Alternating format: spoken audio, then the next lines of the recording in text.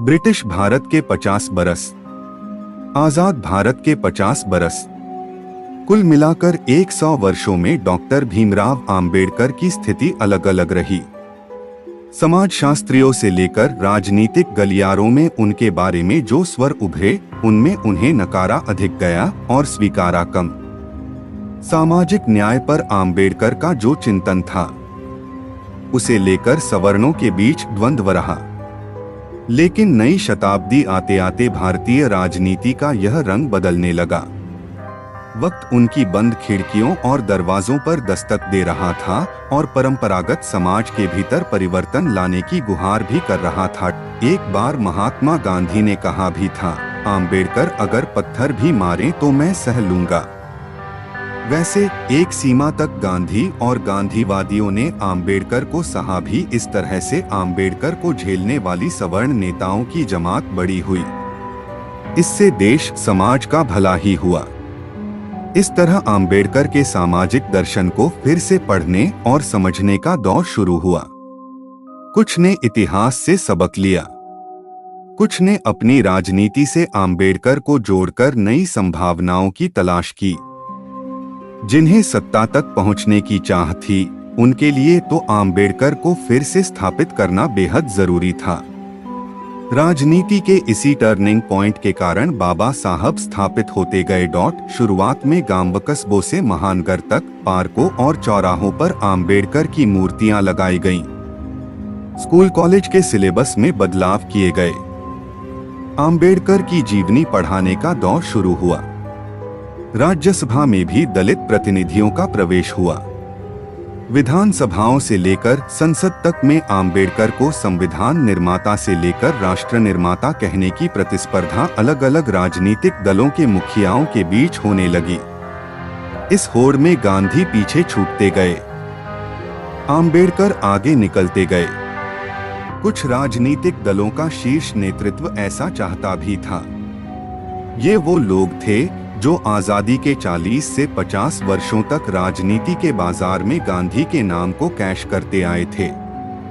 आखिर ये लोग कब तक गांधी का नाम लेते? कांग्रेस ने आम्बेडकर को अपनी राजनीति से जोड़ने में जितनी देरी की, उतनी ही तेजी बीजेपी ने दिखाई।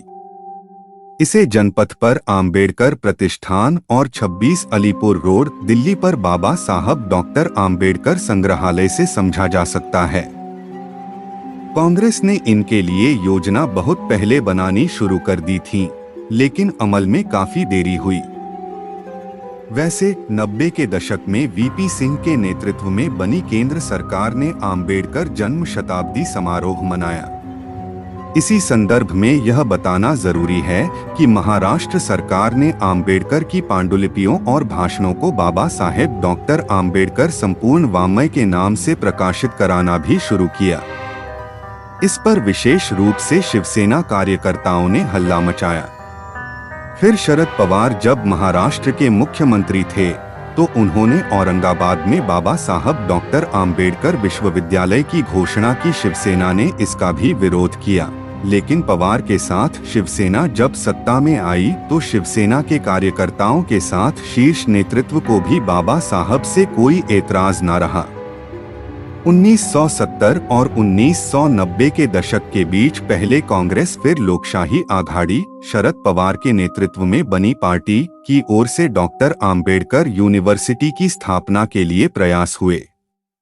वैसे महाराष्ट्र में बाबा साहब की किताबों के साथ नागपुर में दीक्षा भूमि और दादर, मुंबई में चैत्य भूमि को लेकर भी कुछ महत्वपूर्ण हुआ। आम्बेडकर को लेकर बीएसपी और कम्युनिस्ट पार्टी की भी चर्चा जरूरी है। कम्युनिस्ट पार्टी के नेताओं ने आम्बेडकर को ज्यादा तरजीह नहीं दी, जबकि केरल, पश्चिम बंगाल के साथ अन्य प्रदेशों में भी उनकी कई बार सरकारें बनी। कम्युनिस्ट नेताओं ने ऐसा इसलिए किया क्योंकि वे जाति से अधिक वर्ग को अहमियत देते थे।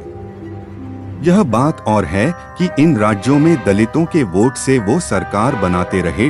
जहां तक बीएसपी की बात है, सत्ता में आने के लिए कांशीराम और मायावती ने न केवल आम्बेडकर को पूरी तरह से स्थापित किया, बल्कि दलित वोटरों को जागरूक करने में भी कोई कोरकसर नहीं छोड़ी। इससे यूपी में बीएसपी को कई बार सत्ता मिली। लेकिन आम दलितों को उनकी सरकार में क्या मिला, यह शोध का विषय।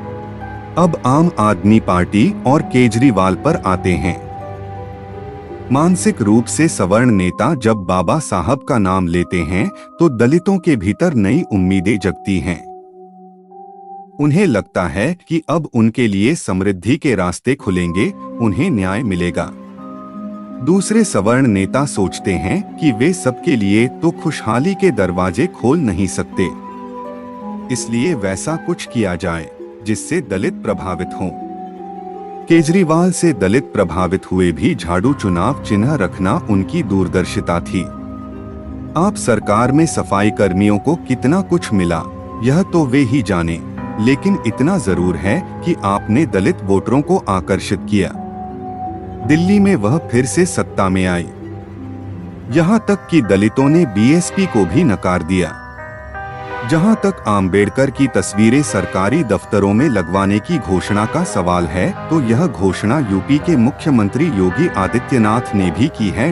लेकिन दलितों की शिक्षा, रोजगार के अवसर और उनकी जीवन स्तर में बड़े बदलाव को लेकर गंभीरता से कम सोचा गया, और अगर सोचा भी गया तो ईमानदारी से उस पर अमल नहीं हुआ।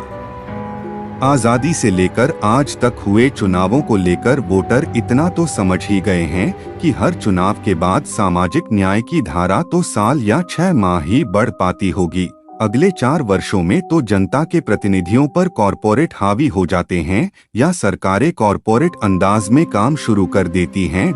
तब महापुरुषों की अधिक मूर्तियां बनने लगती हैं।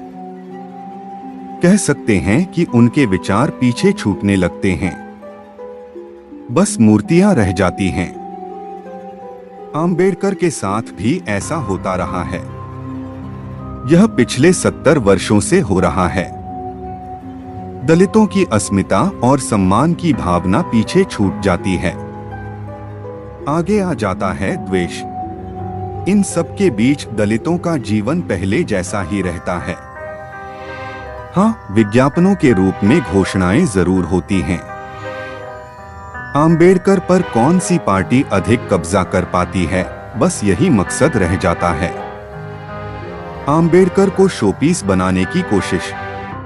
आखिर सामाजिक न्याय की राजनीति यहीं आकर खत्म क्यों हो जाती है? इसके आगे बहुत कुछ है। नेताओं को इस बारे में सोचना चाहिए। दलित समाज के बुद्धिजीवियों को भी।